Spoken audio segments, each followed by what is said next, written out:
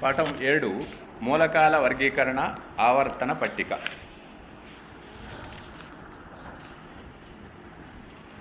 మూలకాల పరమాణువుల యొక్క ఎలక్ట్రాన్ విన్యాసాలు తెలియకుండానే మెండలీవ్ నవీన ఆవర్తన పట్టికలో మూలకాలు అమరికను పోలిన అమరికతో మూలకాలను తన ఆవర్తన పట్టికలో అమర్చగలిగాడు. దీనిని ఎలా వివరిస్తావు? లేదా మెండలీవ్ నవీన ఆవర్తన పట్టికల మధ్య గల పోలికలను వివరించుము. జవాబు: మెండలీవ్ అప్పటి వరకు తెలిసిన మూలకాలను వాటి పరమాణు ద్రవ్యరాశుల ఆరోహణ క్రమంలో ఒక క్రమ పద్ధతిలో అమర్చి ఒక చార్టు రూపంలో తయారు చేశాడు.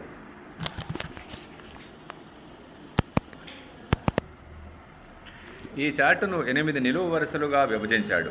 ఆ నిలువు వరుసలు మరలా ఏ, బి అను ఉపభాగాలుగా విభజించబడి రసాయన ధర్మాలలో సారూప్యత ఉన్న మూలకాలను కలిగి ఉన్నాయి. ఈ విధమైన నిలువు వరుసలకు గ్రూపులని పేరు పెట్టాడు. మొదటి గ్రూపులో గల మొదటి వరుస మూలకాలకు ఒక సాధారణ ఫార్ములా కలిగిన సమ్మేళనాలను ఏర్పరుస్తాయని చెప్పాడు. ఆ ఫార్ములా R2O. మొదటి గ్రూపులో గల రెండవ వరుస మూలకాలకు ఒక సాధారణ ఫార్ములా ROను ఏర్పరిచాడు. ఆవర్తన పట్టికలో మూలకాల అమరిక ఆధారంగా మెండలీవ్ కొన్ని మూలకాలు లభ్యం కాలేదని గుర్తించి వాటి కోసం పట్టికలో నిర్దిష్ట స్థానాలలో ఖాళీ గడులను విడిచిపెట్టాడు. మెండలీవ్ తాను ఊహించిన కొత్త మూలకాలు భవిష్యత్తులో తప్పనిసరిగా కనుగొనబడతాయని నమ్మాడు. అతని పట్టిక ఆధారంగానే కొత్త మూలకాల ధర్మాలను ముందే ఊహించాడు. అతడు ఊహించిన ధర్మాలు ఆ తరువాత కాలంలో కొత్తగా కనుగొనబడిన మూలకాల ధర్మాలు ఒకేలా ఉన్నాయి. ఎలక్ట్రాన్ విన్యాసం తెలియకుండానే మూలకాలను నవీన ఆవర్తన పట్టికకు దగ్గరగా అప్పటి వరకు తెలిసిన మూలకాలను మెండలీవ్ అమర్చగలిగాడు. నెక్స్ట్, మెండలీవ్ ఆవర్తన పట్టికలోని లోపాలేవి? నవీన ఆవర్తన పట్టిక మెండలీవ్ పట్టికలోని చాలా లోపాలను ఎలా తొలగించగలిగింది? లోపాలు: అసంగత మూలకాల జతలు. అధిక పరమాణు ద్రవ్యరాశి గల మూలకాలు అల్ప పరమాణు ద్రవ్యరాశి గల మూలకాలకు ముందు ఉన్నాయి. ఉదాహరణకి Te టెలూరియం పరమాణు ద్రవ్యరాశి 127.64, అయోడిన్ I పరమాణు ద్రవ్యరాశి 126.94 కన్నా ముందు చేర్చబడింది. 2. సారూప్యత లేని మూలకాలను కలిపి ఉంచడం. విభిన్న ధర్మాలు గల మూలకాలను ఒకే గ్రూపులో ఉపగ్రూపు A మరియు ఉపగ్రూపు Bలలో ఉంచారు. ఉదాహరణ 1A గ్రూపు చెందిన లిథియం, సోడియం, పొటాషియం వంటి క్షారలోహాలు 1B గ్రూపు చెందిన కాపర్, సిల్వర్, ఆరం వంటి మూలకాలతో చాలా తక్కువ సారూప్యతను కలిగి ఉంటాయి. నవీన ఆవర్తన పట్టిక మెండలీవ్ లోపాలు తొలగించిన విధానం. పరమాణు సంఖ్య ఆరోహణ క్రమం ప్రకారం అసంగత మూలకాల జతలు ఉంచబడ్డాయి. సారూప్యత లేని మూలకాలను వేరువేరు గ్రూపుల్లో ఉంచడం జరిగింది. ఎలక్ట్రాన్ విన్యాసం పరంగా వేరువేరు మూలకాలు వేరువేరు గ్రూపుల్లో ఉంచడం జరిగింది. ఐసోటోపులన్నింటినీ ఒకే గ్రూపులో పెట్టారు. నవీన ఆవర్తన నియమాన్ని నిర్వచించండి. విస్తృత ఆవర్తన పట్టిక ఏ విధంగా నిర్మించబడిందో వివరించండి. లేదా ఆధునిక ఆవర్తన పట్టిక యొక్క అంశాలను వివరించండి. జవాబు: నవీన ఆవర్తన నియమం మూలకాల భౌతిక రసాయన ధర్మాలు వాటి ఎలక్ట్రాన్ విన్యాసాల ఆవర్తన ప్రమేయాలు. విస్తృత ఆవర్తన పట్టిక నిర్మాణం ఆవర్తన నియమం ప్రకారం నిర్మించబడింది. దీనినే విస్తృత ఆవర్తన పట్టిక అంటారు. ఈ పట్టికలో 18 నిలువు వరుసలు గ్రూపులు, 7 అడ్డు వరుసలు పీరియడ్లు ఉంటాయి. సాంప్రదాయబద్ధంగా గ్రూపులను 1 నుండి 8 వరకు రోమన్ సంఖ్యలను ఉపయోగించి సూచిస్తూ వాటికి A, B అక్షరాలను జోడించి చూపుతారు. గ్రూపులలో ఒకే ఎలక్ట్రాన్ విన్యాసం కలిగిన మూలకాలను అమర్చారు. ఆవర్తన పట్టికలో 7 పీరియడ్లను 1 నుంచి 7 వరకు అరబిక్ సంఖ్యలచే సూచిస్తారు. పీరియడ్లలో మూలకాలను పరమాణు సంఖ్యల ఆరోహణ క్రమంలో అమర్చారు. మూలకం యొక్క పరమాణువులో చిట్ట చివరి ఎలక్ట్రాన్ లేదా భేదపరిచే ఎలక్ట్రాన్ ఏ ఉపకక్షలో చేరుతుందో దాన్ని ఆధారంగా చేసుకుని మూలకాలను S, P, D, F block మూలకాలుగా వర్గీకరించారు. మొదటి పీరియడ్ 2 మూలకాలను, రెండో పీరియడ్, మూడో పీరియడ్ 8 మూలకాలను, 4, 5 పీరియడ్లు 18 మూలకాలను, 6వ పీరియడ్ 32 మూలకాలను మరియు 7వ పీరియడ్ అసంపూర్తిగా నిండి ఉంటాయి. మూలకాలు ఏ విధంగా SPDF బ్లాకులుగా విభజించబడ్డాయి? ఈ రకమైన వర్గీకరణ వలన ఎటువంటి అనుకూలతలు ఉన్నాయి? మూలకాల యొక్క పరమాణువులో చిట్ట చివరి ఎలక్ట్రాన్ లేదా భేదపరిచే ఎలక్ట్రాన్ ఏ ఉపకక్షలో చేరుతుందో దాని ఆధారంగా చేసుకొని మూలకాలను S, P, D, F block మూలకాలుగా వర్గీకరించారు. ఎస్ బ్లాక్ మూలకాలు ఇవి గ్రూప్ 1A మరియు 2Aకు చెందిన మూలకాలు. వీటిలో భేదపరిచే ఎలక్ట్రాన్ ఎస్ ఆర్బిటాల్లోకి చేరుతుంది. హైడ్రోజన్ తప్ప అన్ని ఎస్ బ్లాక్ మూలకాలు లోహాలే. వీటి యొక్క ఎలక్ట్రాన్ విన్యాసము NS1 నుండి NS2గా ఉంటాయి. పి బ్లాక్ మూలకాలు ఇవి గ్రూపు 3A నుండి 8Aకు చెందిన మూలకాలు. వీటిలో భేదపరిచే ఎలక్ట్రాన్ పి ఆర్బిటాల్లోకి చేరుతుంది. వీటి యొక్క ఎలక్ట్రాన్ విన్యాసము NS2NP1 నుండి NS2NP6గా ఉండును. పి బ్లాక్ మూలకాల్లో లోహాలు, అలోహాలు మరియు అర్ధలోహాలు ఉంటాయి. పి బ్లాక్ మూలకాల్లో హీలియంలో మాత్రమే ఎలక్ట్రాన్ పి ఆర్బిటాల్లోనికి చేరదు. డి బ్లాక్ మూలకాలు ఇవి గ్రూప్ 1B నుండి 8Bలకు చెందిన మూలకాలు. వీటిలో భేదపరిచే ఎలక్ట్రాన్ డి ఆర్బిటాల్లోకి చేరుతుంది. డి బ్లాక్ మూలకాలన్నీ లోహాలే. వీటి electron విన్యాసము n-1 into D⁻1-10, NS1 లేక 2. ఎఫ్ బ్లాక్ మూలకాలు ఆవర్తన పట్టికకు కిందన ఉన్న లాంథనైడ్లు మరియు యాక్టినైడ్లను కలిపి ఎఫ్ బ్లాక్ మూలకాలు అంటారు. భేదపరిచే ఎలక్ట్రాన్ ఎఫ్ ఆర్బిటాల్లోకి చేరుతుంది. వీటిని అంతర పరివర్తన మూలకాలు అంటారు. అనుకూలతలు ఈ విధంగా బ్లాకులుగా విభజించడం వలన మూలకాలను తేలికగా గుర్తించగలము. మూలకాలను తేలికగా గ్రూపులుగా విభజించగలుగుతాం. పరమాణు సంఖ్య 17గా గల మూలకం యొక్క క్రింది లక్షణాలను రాయండి. ఎలక్ట్రాన్ విన్యాసం 1s2, 2s2, 2p6, 3s2, 3p5. Period సంఖ్య 3. గ్రూప్ సంఖ్య 7A. మూలక కుటుంబం హాలోజన్ కుటుంబం. వేలెన్సీ ఎలక్ట్రాన్ల సంఖ్య 2+5 7. సంయోజకత అంటే సంయోజకత 1. లోహం లేదా అలోహం. ఇది అలోహం. మూలకాల వర్గీకరణ నియమం పరమాణు ద్రవ్యరాశుల నుండి పరమాణు సంఖ్యలకు ఎందుకు మారింది? 18వ శతాబ్దంలో లూయిస్ ఫ్రాస్ట్ హైడ్రోజన్ పరమాణువును ఒక నిర్మాణాత్మక ప్రమాణమని తెలిపాడు. ఫ్రాస్ట్ కాలంలోనే అన్ని మూలకాల పరమాణు భారాలను పూర్ణాంక సంఖ్యలుగా తెలుపబడ్డాయి. క్రీస్తు శకం 1829లో డాబర్నీర్ అను జర్మన్ రసాయనవేత్త పరమాణు భారాలను ఆధారంగా చేసుకొని త్రిక సిద్ధాంతాన్ని ప్రతిపాదించాడు. 1865లో జాన్ న్యూలాండ్స్ పరమాణు భారాలను ఆధారంగా చేసుకొని అష్టక నియమాన్ని ప్రతిపాదించాడు. కానీ ఈ అష్టక నియమం కాల్షియం కంటే ఎక్కువ పరమాణు ద్రవ్యరాశి ఉన్న మూలకాలకు వర్తించలేదు. ఆ తర్వాత మెండలీఫ్ అను రష్యన్ శాస్త్రవేత్త మూలకాల పరమాణు ద్రవ్యరాశులను ఆరోహణ క్రమంలో అమర్చి ఒక పట్టికను రూపొందించాడు. మెండలీఫ్ ఆవర్తన నియమాన్ని పరమాణు భారాల ఆధారంగా ప్రతిపాదించాడు. ఆ తర్వాత క్రీస్తు శకం 1913లో బ్రిటిష్ శాస్త్రవేత్త అయిన మోస్లే ఎక్స్ కిరణ స్వభావాన్ని విశ్లేషించి మూలక పరమాణువులలో ఉండే పరమాణు సంఖ్యను కనుగొన్నాడు. దీన్ని బట్టి ఏదైనా మూలకానికి పరమాణువుల ద్రవ్యరాశి కన్నా పరమాణు సంఖ్యే విలక్షణమైన ధర్మమని మోస్లే ప్రతిపాదించాడు. పరమాణు సంఖ్యలను తెలుసుకున్న తర్వాత ఆవర్తన పట్టికలో పరమాణు సంఖ్యల ఆధారంగా మూలకాలను అమర్చడం జరిగింది. ఈ అమరిక ఇంతకు మునుపు అనుసరించిన పద్ధతి కన్నా మేలైనదిగా గుర్తించాడు. పరమాణు భారం అనే భావన నుండి పరమాణు సంఖ్య భావనకు ఆవర్తన నియమం మార్చబడి నవీన ఆవర్తన నియమంగా పిలువబడింది. ఆవర్తన ధర్మం అంటే ఏంటి? క్రింది ధర్మాలు పీరియడ్ గ్రూపులో ఏ విధంగా మారుతాయో వివరించండి. ఆవర్తన ధర్మం వేలెన్సీ ఆర్బిటాల్ విన్యాసం ఆధారంగా మూలకాలను అమర్చినప్పుడు వాటి ధర్మాలు నిర్ణీత వ్యవధులలో పునరావృతమయ్యే ధర్మం. పరమాణు వ్యాసార్థం పరమాణు కేంద్రకం నుండి వేలెన్సీ స్థాయి ఎలక్ట్రాన్లకు మధ్య గల దూరాన్ని పరమాణు వ్యాసార్థం అంటారు. గ్రూపులలో పైనుండి కిందికి పోయే కొద్దీ పరమాణు వ్యాసార్థం పెరుగుతూ ఉంది. పీరియడ్లో ఎడమ నుంచి కుడికి వెళ్లే కొద్దీ పరమాణు వ్యాసార్థం తగ్గుతూ ఉంది.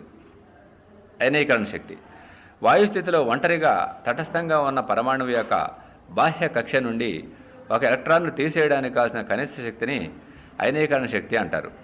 గ్రూపులలో పైనుండి కిందికి పోయే కొద్దీ మూలకాల అయనీకరణ శక్తి తగ్గుతుంది.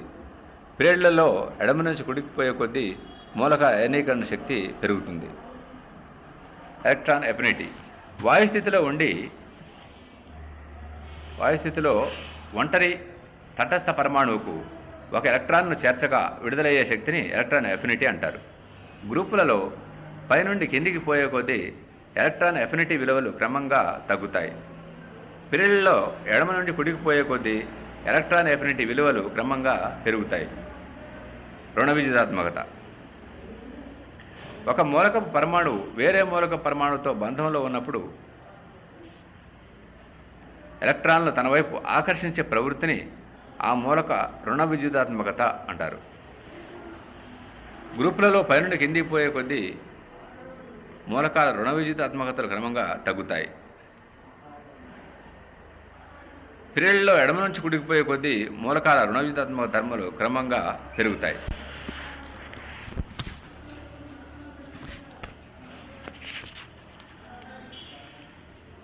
గ్రూపులో ఉండే మూలకాలు సాధారణంగా ఒకే రకమైన ధర్మాలు కలిగి ఉంటాయి, కానీ పీరియడ్లో మూలకాలు భిన్న ధర్మాలు కలిగి ఉంటాయి. ఈ వాక్యాన్ని అలా వివరిస్తావు. విస్తృత ఆవర్తన పట్టిక నవీన ఆవర్తన నియమంపై ఆధారపడి తయారు చేయబడింది. నవీన ఆవర్తన నియమం ప్రకారం మూలకాల భౌతిక రసాయన ధర్మాలు వాటి ఎలక్ట్రాన్ విన్యాసాల ఆవర్తన ప్రమేయాలు అనగా ఒకే ఎలక్ట్రాన్ విన్యాసం కలిగిన మూలకాలు సారూప్యత కలిగి ఉంటాయి. గ్రూపులోని మూలకాల యొక్క పరమాణువులు ఒకే ఎలక్ట్రాన్ విన్యాసాన్ని కలిగి ఉంటాయి. కావున మూలకాలన్నీ ఒకే రసాయన ధర్మాలను కలిగి ఉంటాయి మరియు పైనుండి కిందకు ఒకే భౌతిక ధర్మాలను ప్రదర్శిస్తాయి. పీరియడ్లోని మూలకాల యొక్క పరమాణువులు వేరువేరు ఎలక్ట్రాన్ విన్యాసాన్ని కలిగి ఉంటాయి, కావున వేరువేరు రసాయన మరియు భౌతిక ధర్మాలను ప్రదర్శిస్తాయి. ప్రకృతిలో వాని విస్తృత అందుబాటు ఆధారంగా ఎస్-పి బ్లాక్ మూలకాలను 18వ గ్రూప్ తప్ప కొన్నిసార్లు ప్రాతినిధ్య మూలకాలుగా పిలుస్తారు. ఇది సరైనదేనా ఎందుకు? ఎస్ మరియు పి బ్లాక్ మూలకాల యొక్క పరమాణువుల్లో చిట్ట ఆర్బిటాలు అసంపూర్ణంగా ఉంటాయి. ఈ అమరిక వలన అవి అధిక చర్యాశీలతను కలిగి జడవాయు ఎలక్ట్రాన్ విన్యాసం కొరకు చర్యల్లో అధికంగా పాల్గొంటాయి.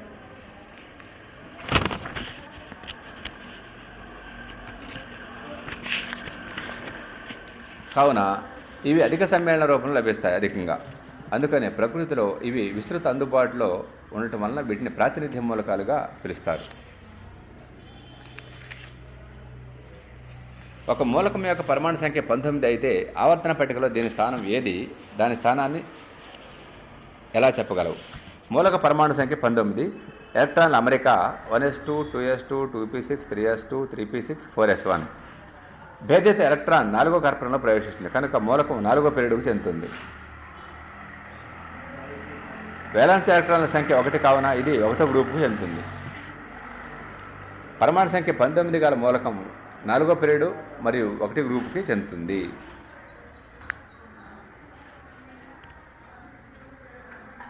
ఆవర్తన పట్టిక తయారీలో ఎలక్ట్రాన్ విన్యాసం పాత్రను మీరు ఎలా ప్రశంసిస్తారు? లేదా ఎలక్ట్రాన్ విన్యాసం ఆవర్తన పట్టిక తయారీకి ఏ విధంగా సహాయపడుతుందో వివరింపము. కృత్రిమ మూలకాలతో సహా ప్రస్తుతం 115కు పైగా మూలకాలను కనుగొన్నారు. ఈ మూలకాల సంఖ్య పెరిగే కొద్దీ మూలకాలు వాటి సమ్మేళనాల రసాయన సమాచారాన్ని గుర్తుంచుకోవడం శాస్త్రవేత్తలు విద్యార్థులకు చాలా కష్టంగా మారింది. అందువలన శాస్త్రీయంగా మూలకాలను వర్గీకరించవలసిన అవసరం ఏర్పడింది. అందుకే 1913లో బ్రిటిష్ శాస్త్రవేత్త అయిన మోస్లే ఎక్స్కిరణ స్వభావాన్ని విశ్లేషించి మూలక పరమాణువులలో ఉండే ధనావిష్ట కణాల సంఖ్యను లెక్కించగలిగాడు. వీటిని పరమాణు సంఖ్యగా గుర్తించారు. పరమాణు సంఖ్యలను తెలుసుకున్న తర్వాత ఆవర్తన పట్టికలో వీటి ఆధారంగా మూలకాలను అమర్చడం పాత పద్ధతి కన్నా మేలైందిగా గుర్తించాడు. ఈ పరమాణు సంఖ్యల అమరిక ద్వారా అసంగత మూలకాల సమస్యను సులువుగా అధిగమించారు. ఈ పరమాణు సంఖ్యల ఆధారంగా రూపొందిన ఆవర్తన నియమం ప్రకారం ప్రతిపాదించబడింది నవీన ఆవర్తన పట్టిక. పరమాణు సంఖ్య ఒక మూలకం యొక్క ధనావేశిత కణాలను మాత్రమే కాక ఆ మూలక తటస్థ పరమాణువుల ఎలక్ట్రాన్ సంఖ్య కూడా తెలుపుతుంది.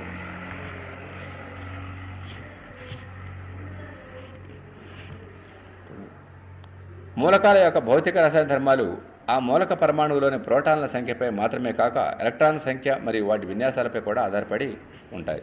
ఈ విధంగా మానవాళికి మూలకాల గురించి క్లుప్తంగా తేలిగ్గా గుర్తుంచుకునే అందుకు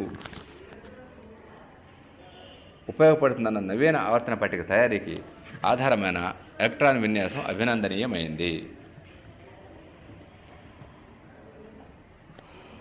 మూలకాల వర్గీకరణలో మెండలీవ్ యొక్క పాత్రను నీవు ఎలా అభినందిస్తావు?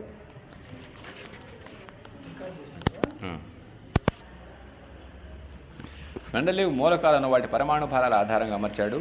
మెండలీవ్ తన ఆవర్తన పట్టికలో అప్పటి వరకు తెలిసిన మూలకాలను 8 నిలువు వరుసల్లో అమర్చాడు. వీటిని గ్రూపులు అన్నాడు. ఈ గ్రూపులలోని మూలకాలన్నీ ఒకే రకమైన ధర్మాలను కలిగి ఉంటాయి. తన పట్టికలోని అడ్డు వరుసలను పిరిళ్లని, వీటిలోని మూలకాలన్నింటిలోనూ ఒకే రకమైన ధర్మాలు పునరావృతం అవుతూ ఉంటాయని తెలిపాడు. ఇతను తన పట్టికలో అప్పటికి లభ్యం కాని మూలకాల ధర్మాలను ముందే ఊహించి వాటికి తాత్కాలిక పేర్లు పెట్టాడు. వాటికి కొన్ని స్థానాలను కేటాయించాడు. మెండలీవ్ పట్టికలో మూలకాలను సరైన స్థానంలో ఉంచడం ద్వారా కొన్ని మూలకాల యొక్క పరమాణు ద్రవ్యరాశిని సరిచేయటకు వీలు కలిగింది. మెండలీవ్ పాటించిన ఇలాంటి అసాధారణ ఆలోచన విధానం మిగిలిన రసాయన శాస్త్రవేత్తలు అందరినీ మెండలీవ్ ఆవర్తన పట్టికను అంగీకరించేలా, గుర్తించేలా సహాయపడింది. మెండలీవ్ ఆవర్తన పట్టిక ఆయన ప్రతిపాదించిన ఆవర్తన నియమానికి గొప్ప గుర్తింపు లభించింది. ఈ విధంగా అప్పట్లో ఎలక్ట్రాన్ విన్యాసం తెలియకపోయినా మెండలీవ్ వేలెన్సీ ఆధారంగా మూలకాలను అమర్చగలిగాడు. ఆ పట్టిక విస్తృత ఆవర్తన పట్టికను పోలి ఉంది. ఇంతటి కృషి చేసిన మెండలీవ్ను అభినందించక తప్పదు. ఆవర్తన పట్టికలో హైడ్రోజన్ యొక్క స్థానంపై మీ వాదనను రాయండి. హైడ్రోజన్ను మిగిలిన మూలకాల కన్నా తేలికైన పరమాణు నిర్మాణం గల మూలకం హైడ్రోజన్ ఎలక్ట్రాన్ విన్యాసం 1s1. దీనిలో ఒక ప్రోటాను కేంద్రకంలో మరియు ఒక ఎలక్ట్రాన్ 1s ఆర్బిటాల్లో ఉన్నది. ఈ ఎలక్ట్రాన్ విన్యాసంతో హైడ్రోజన్ యొక్క స్థానం ఆవర్తన పట్టికలో 1A లేదా 7A గ్రూపులో ఉండవచ్చు. హైడ్రోజన్ ధర్మాలు క్షారలోహాలు మరియు హాలోజన్లతో పోలి ఉంటుంది. దీని కారణము అది క్షారలోహాల వలె ఎలక్ట్రాన్ను కోల్పోగలదు, అలాగే హాలోజన్ల వలె ఒక ఎలక్ట్రాన్ను పొందగలదు.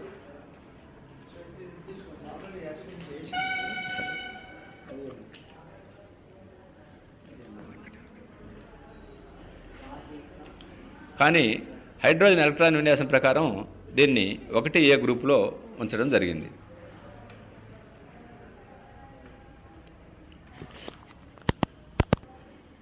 ఆవర్తన పట్టికలో మూలకాల స్థానాలు వాటి రసాయన ధర్మాలను గుర్తించడంలో ఎలా ఉపయోగపడతాయి? మూలక పరమాణువులు ఎలక్ట్రాన్ విన్యాసం ఆధారంగా పరమాణువుల భౌతిక మరియు రసాయన ధర్మాలు ఆధారపడి ఉంటాయి. ఆవర్తన పట్టికలో మూలకాలను ఎలక్ట్రాన్ విన్యాసం పెరిగే క్రమంలో అమర్చారు. ఆవర్తన పట్టికలో మూలకాల యొక్క స్థానం ఆధారంగా వాటి రసాయన ధర్మాలను అంచనా వేయవచ్చును. ఆవర్తన పట్టికలో వదిలివేయబడిన మూలకాలు మరియు లోహాలకు చర్యాశీలత ఎక్కువ. కుడివైపు ఉన్న పట్టికలో గల మూలకాలు అలోహాలు మరియు వాయువులు. 18వ గ్రూపులో ఉన్న మూలకాలను జడవాయువులని, అవి చర్యాశీలత కలిగి ఉండవు, కావున రసాయన చర్యల్లో పాల్గొనవు. ఆవర్తన పట్టికలో ఎడమవైపు ఉన్నవి లోహాలు మరియు కుడివైపు ఉన్నవి అలోహాలు. లోహ స్వభావం ఎడమ నుండి కుడివైపు తగ్గుతుంది. ఈ విధంగా రసాయన ధర్మాలను గుర్తించుటకు మూలకాల స్థానాలు ఉపయోగపడతాయి. నూతన ఆవర్తన పట్టిక రెండవ పీరియడ్లో ఉన్న మూలకాల సంఖ్య 8. 5Aకు చెందిన నైట్రోజన్ తర్వాత ఆ గ్రూపులో వచ్చే మూలక పరమాణు సంఖ్య 15. 2, 8, 1 ఎలక్ట్రాన్ విన్యాసం కలిగిన ఒక మూలకం రసాయనికంగా ఏ మూలకంతో పోలి ఉంటుంది? Fluorine Z=9. కింది వానిలో అత్యధిక చర్యాశీలత గల లోహం lithium, sodium, potassium, rubidium. Answer రూబిడియం.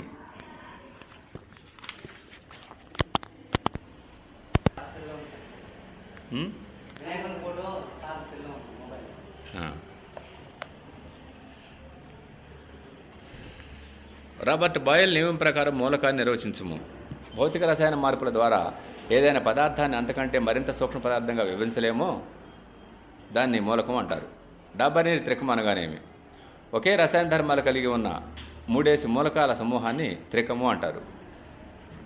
డాబర్నీ Trika సిద్ధాంతాన్ని వ్రాయము. ప్రతి త్రికములో మధ్య మూలక పరమాణు భారం మిగిలిన రెండు మూలకాల పరమాణు భారాల సరాసరికి దాదాపు సమానంగా ఉంటాయి. దీన్ని డాబర్నీ త్రిక సిద్ధాంతం అంటారు. మెండలీవ్ ఆవర్తన నియమం వ్రాయము. మూలకాల భౌతిక రసాయన ధర్మాలు వాటి పరమాణు భారాల ఆవర్తన ప్రమేయాలు. మెండలీవ్ ఆవర్తన పట్టిక లోపాలు: అసంగత మూలకాల జతలు, సారూప్యత లేని మూలకాలను కలిపి ఉంచడం. నవీన ఆవర్తన నియమం: మూలకాల భౌతిక రసాయన ధర్మాలు వాటి ఎలక్ట్రాన్ విన్యాసాల ఆవర్తన ప్రమేయాలు. గ్రూపులు అంటే ఏమిటి? మూలక పరమాణువుల బాహ్య కక్ష్య ఎలక్ట్రాన్ విన్యాసం ఒకేలా ఉండే మూలకాలన్నీ ఒకే నిలువు వరుసలో అమర్చబడి ఉంటే వీటిని గ్రూపులు అంటారు. పిరిళ్లు ఎలా ఏర్పడతాయి? ఒక ప్రత్యేక మూలకానికి చెందిన పరమాణువులో గల ప్రధాన కక్ష్యల సంఖ్య ఆ పరమాణువులోని పిరిళ్లను తెలుపుతుంది. ల్యాంథనాయిడ్లు అని వేటిని అంటారు? 4F మూలకాలను ల్యాంథనాయిడ్లు లేదా ల్యాంథనాయిడ్లు అంటారు. లేదా మూలకాలు 58 సీసియం నుండి 71 లుటీషియం వరకు గల మూలకాలు 57 ల్యాంథనం లక్షణాలను ప్రదర్శిస్తాయి కనుక వీటిని ల్యాంథనాయిడ్లు అంటారు. యాక్టినైడ్లు అంటే ఏంటి? 5F మూలకాలను యాక్టినైడ్లు లేదా యాక్టినాయిడ్లు అంటారు. లేదా మూలకాలు థోరియం 90 నుండి లారెన్షియం 103 వరకు గల మూలకాలు యాక్టినియం 89 లక్షణాలను ప్రదర్శిస్తాయి కనుక వీటిని యాక్టినైడ్లు అంటారు. మూలకాలను లోహాలు మరియు అలోహాలుగా ఎలా వర్గీకరించారు? ఏ విధంగా? మూలకాలను బాహ్య కక్షలోగా ఎలక్ట్రాన్ల ఆధారంగా వర్గీకరించారు. లోహాలు బాహ్య కక్షలో 3 లేదా అంతకన్నా తక్కువ ఎలక్ట్రాన్లు ఉన్న మూలకాలను లోహాలుగా పరిగణించారు. అలోహాలు బాహ్య కక్షలో 5 లేదా అంతకంటే ఎక్కువ మూలకాలు ఉన్న మూలకాలను అలోహాలుగా పరిగణించారు. పరమాణు వ్యాసార్థం అంటే ఏంటి? ఘనపదార్థంలో రెండు ప్రక్క పరమాణువుల కేంద్రకాల మధ్య దూరాన్ని పరమాణు వ్యాసార్థము అంటారు. ఒక పరమాణువు యొక్క కేంద్రకం నుండి వేలాన్సీ స్థాయి ఎలక్ట్రాన్కు మధ్య గల దూరాన్ని పరమాణు వ్యాసార్థం అంటారు. పరమాణు వ్యాసార్థాన్ని ప్రమాణాలు పికోమీటర్లలో కొలుస్తారు. Picometre 1 pm = 10⁻⁻12 metres. అయనీకరణ శక్తి లేదా అయనీకరణ శక్మం అంటే ఏంటి? వాయు స్థితిలో గల ఒంటరి తటస్థ పరమాణువు యొక్క బాహ్య కక్షలో నుండి చివరి ఎలక్ట్రాన్ తీయటకు కావలసిన శక్తిని అయనీకరణ శక్తి లేదా అయనీకరణ శక్మం అంటారు. ఎలక్ట్రాన్ ఎఫినిటీ అనగా వాయు స్థితిలో గల ఒంటరి తటస్థ పరమాణువు ఒక ఎలక్ట్రాన్ గ్రహిస్తే విడుదలకు శక్తిని ఎలక్ట్రాన్ ఎఫినిటీ అంటారు. రుణ విద్యుదాత్మకత: ఒకే మూలక పరమాణువు వేరే మూలక పరమాణుతో బంధములో ఉన్నప్పుడు ఒక మూలక పరమాణువు ఎలక్ట్రాన్లను తన వైపు ఆకర్షించే ప్రవృత్తిని ఆ మూలక రుణ విద్యుదాత్మకత అంటారు. మూలక కుటుంబం అంటే ఏంటి? మూలకాల సమూహమును మూలక కుటుంబం అంటారు. ఉదాహరణ క్షారలోహాలు 1A గ్రూపు 1A గ్రూప్ మూలకాలు, బోరాన్ కుటుంబం 3A గ్రూప్ మూలకాలు. అర్ధలోహాలు అనగానేమి? లోహాల అలోహాల ధర్మాలకు మధ్యస్థంగా ఉన్న ధర్మాలను కలిగి ఉన్న మూలకాలను అర్థలోహాలు అంటారు. ఒక పిరియడ్లో మూలకాలు ఒకే రసాయన ధర్మాలను కలిగి ఉండవు. ఎందుకు? పిరియడ్లో ఎడమ నుంచి కుడికి పోయే కొద్ది పరమాణు సంఖ్య ఒక ప్రమాణం పెరుగుతూ ఉంటుంది. అంటే వేలెన్సీలో ఒక కొత్త ఎలక్ట్రాన్ వచ్చి చేరుతుంది. అందువల్ల ఏ రెండు మూలకాలు ఒకే ఎలక్ట్రాన్ విన్యాసాన్ని కలిగి ఉండవు. కావున పిరియడ్లోని మూలకాలన్నీ ఒకే రసాయన ధర్మాలను కలిగి ఉండవు.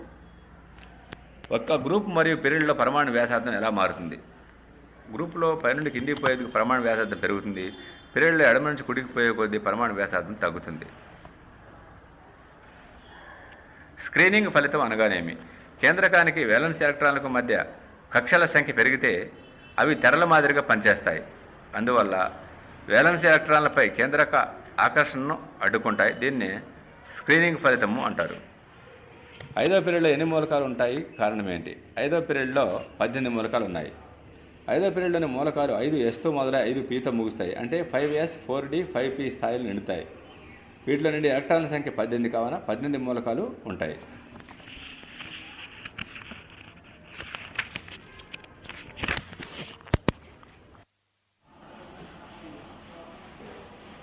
ఎనిమిదవ పాఠం